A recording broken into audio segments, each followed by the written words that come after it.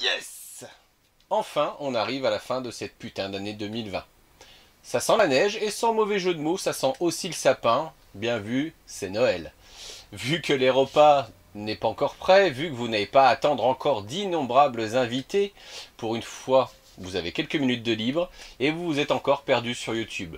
Peut-être êtes-vous d'ailleurs en train de chercher des chansons pour vous ambiancer avant d'attaquer le repas. Bienvenue donc pour un petit moment de détente avant d'aller se gaver tous ensemble en regardant des programmes télé archi-culturels. A votre avis, cette année, on va parler de quoi? Bien évidemment, de Noël. C'est parti pour un info ou un tox.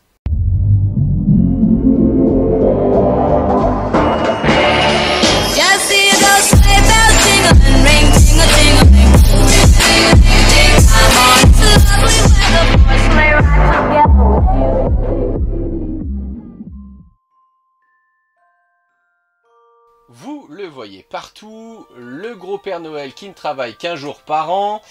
Mais à votre avis, d'où est-ce qu'il tire ses habits rouges? Alors non, déjà je vous arrête de suite, ce n'est pas une grève des lutins qui a mal tourné, ce n'est pas non plus d'ailleurs Coca qui a inventé le fameux Père Noël rouge. En fait, tout a débuté en 1821 dans un poème de Old Santa Claus with Much Delight, que le fameux Père Noël a été décrit comme un homme dans un traîneau tiré par des rennes. Parce qu'avant, habituellement, les rennes c'était pas spécialement courant, généralement c'était plutôt des ânes. La première fois en fait qu'on voit le Père Noël avec un grand sourire, le manteau à fourrure blanche, le gros ceinturon qui en sert un énorme bide, c'était en fait en 1863 dans un journal américain, le Harper's Illustrated Weekly, sauf que l'illustration est en noir et blanc, donc pour le coup on ne peut pas savoir si cette illustration aurait été en couleur et en rouge. En fait le vrai Père Noël rouge a été généralement colorisé en vert, à la base. Mais il avait une similitude avec le Sinterklaas hollandais ou le Saint-Nicolas qui lui a permis justement de devenir rouge au fur et à mesure des années. D'ailleurs, en fait, c'est depuis 1921 que le Père Noël est représenté donc justement volant dans le ciel. Et en fait, ce n'est qu'en 1931 que Coca-Cola se sert de l'image du Père Noël qui est utilisé par la firme pour illustrer ses packaging. Car en fait il est rouge et blanc comme le logo de la marque. Coca-Cola en fait s'est rendu compte qu'en hiver les ventes chutaient et que donc ils ont introduit sournoisement l'idée, l'association donc Père Noël et Coca-Cola pour relancer les ventes et que tout le monde boive du Coca toute l'année.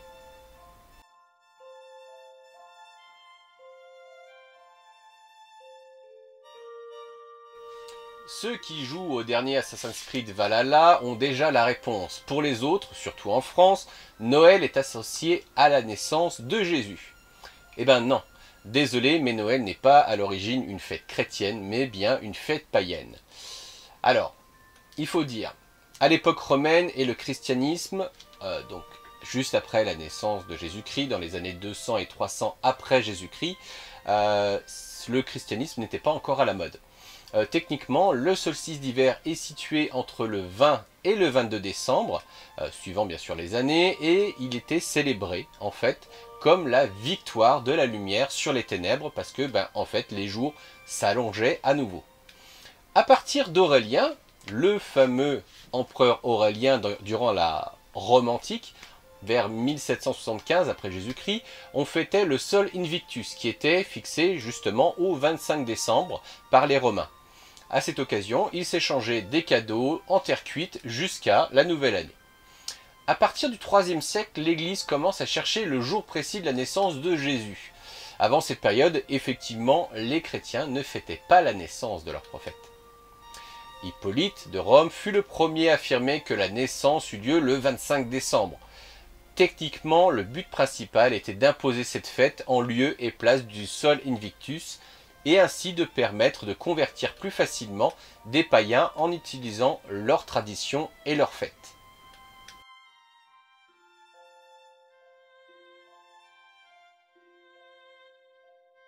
Le NORAD, c'est le commandement de la défense aérospatiale pour l'Amérique du Nord. Le service qui est chargé de surveiller et de protéger l'espace aérien contre les attaques par avion, missiles ou depuis peu depuis l'espace. Donc clairement, ils ne rigolent jamais. En 1955, pour ceux qui suivent les pitchs, c'est la période de la guerre froide, donc le NORAD est à cran. À l'approche de Noël, une pub paraît dans un journal local du Colorado. Ils disent ceci. Les enfants, appelle-moi directement, c'est mon numéro personnel et je te parlerai à n'importe quelle heure du jour ou de la nuit. Ou sinon, viens me voir au magasin Sheer Toyland. Concrètement, c'est un peu comme les pubs qu'on voit à cette période au niveau de la télé. Sauf que lors de l'édition de la publicité, une erreur de numéro a été faite et c'est le numéro d'urgence du NORAD qui a été inscrit. Le jour où l'annonce est parue, ça n'a pas loupé, l'officier de permanence a eu de nombreux appels d'enfants qui étaient surexcités d'avoir le Père Noël au téléphone. Étant seul et s'ennuyant fermement dans son bunker, il décide de jouer le jeu. Sauf qu'il ne se fait pas passer pour le Père Noël, mais pour un de ses assistants. Il leur indique simplement qu'il aide le Père Noël avec ses radars. Il donne même l'ordre à ses collègues de jouer le jeu et chacun fait son devoir d'indiquer aux enfants quand ils appellent où est situé le Père Noël dans sa tournée. Tous les ans, c'est devenu une tradition qui s'est installée jusqu'à ce que des personnes soient, chaque semaine qui précède Noël, déléguées à cette tâche. De nos jours, près de 1600 personnes répondent au téléphone et l'opération NORAD Trek Santa continue. Même le président en activité et la première dame s'amusent et répondent au téléphone et jouent le jeu. Personnellement, je donnerais cher pour entendre Donald Trump répondre au téléphone aux enfants qui sont curieux à l'approche de Noël. Sachez qu'il y a maintenant même un site qui est accessible sans utiliser de VPN ou quoi que ce soit pour pouvoir suivre la course du Père Noël et vous pouvez même acheter des goodies du NORAD. Business is business.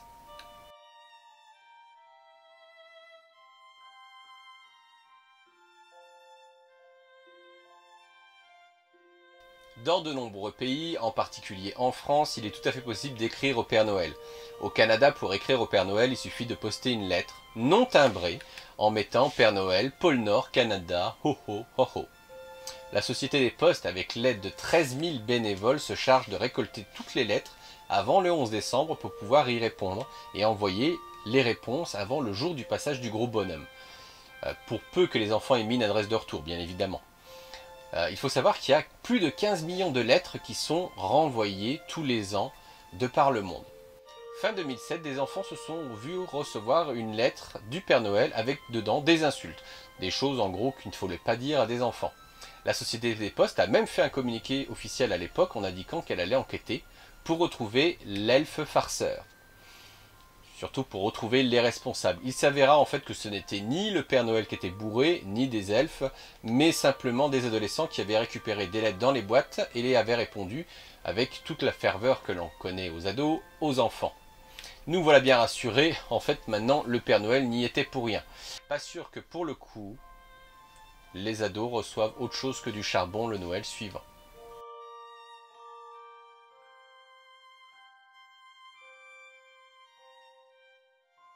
Maintenant on va parler d'espace et du Père Noël, vous allez avoir deux histoires pour le prix d'une. Avec le trafic aérien qui existe de nos jours, il n'est pas rare de croire apercevoir le Père Noël.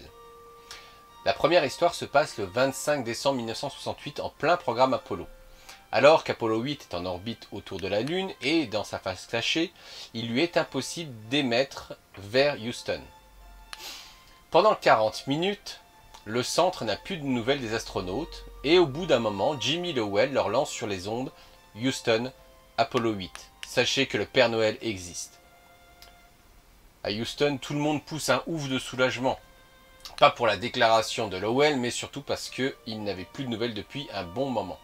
Quelques années plus tôt, en 1965, durant la mission de Gemini 6, les astronautes Stafford et Schirra déclarent à Houston « Nous avons un objet qui ressemble à un satellite allant du nord vers le sud, probablement en orbite polaire. On dirait qu'il ne va pas tarder à rentrer dans l'atmosphère. Je vois un module de commandement et 8 modules plus petits à l'avant. Attendez, on dirait qu'il nous fait signe. Le pilote du module de commande porte une combinaison rouge. » Alors là, vous imaginez la tête des mecs qui sont à Houston et qui viennent de recevoir ce message. Le silence se fait dans la salle de contrôle jusqu'à ce que des premières notes de Jingle Bells à l'harmonica résonnent. D'ailleurs, au passage, ce fut le premier instrument qui a été emmené dans l'espace. En fait, ce qui s'est passé, c'est que les deux astronautes avaient embarqué l'instrument en cachette pour pouvoir faire leurs blagues. Néanmoins, ces deux événements trouvent une autre résonance du côté des complotistes. Certains pensent que les deux échanges radio, en 65 et 68, ont été des codes utilisés pour évoquer donc d'un côté les ovnis pour Gemini et de l'autre une base secrète sur la face cachée de la Lune pour Apollo. La vérité est ailleurs apparemment. Alors, à votre avis, est-ce que dans le monde, le réveillon est partout pareil à base de foie gras, saumon et champagne? Eh ben non. En fait, chez nos amis japonais, il semblerait que le menu soit carrément différent. À l'inverse des pays occidentaux où la fête de Noël est un événement familial, au Japon, c'est surtout l'occasion de se retrouver entre amis. Il faut savoir qu'au Japon, il n'y a que 2% de la population qui est chrétienne.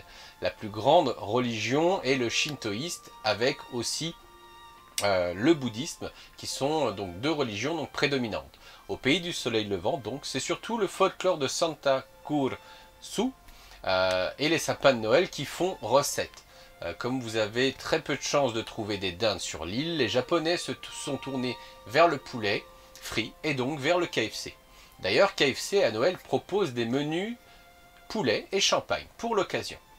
En fait, cette mode a débuté donc dans les années 70, grâce à une campagne publicitaire qui a été appelée Kuritsumatsu Niwa Kentucky. En gros, Kentucky pour Noël. KFC est le plus gros contributeur de l'engouement des Japonais pour la fête de Noël sur l'archipel. Sachez qu'entre le 23 et le 25 décembre, il y a un tiers du chiffre d'affaires qui est fait dans les franchises du KFC grâce à cette campagne marketing. En seulement 3 jours. Voilà, c'est tout pour le hors-série spécial Noël. Je n'ai plus qu'une chose à vous dire, profitez de Noël, ne prenez pas de risques inutiles pour vous ou pour vos proches. Je vous donne rendez-vous donc l'année prochaine pour de nouvelles aventures et de nouvelles vidéos bien sûr. N'oubliez pas de faire une bonne action pour finir cette année en beauté, abonnez-vous, activez les notifications et laissez un petit message dans les commentaires. C'est tout pour moi, à l'année prochaine.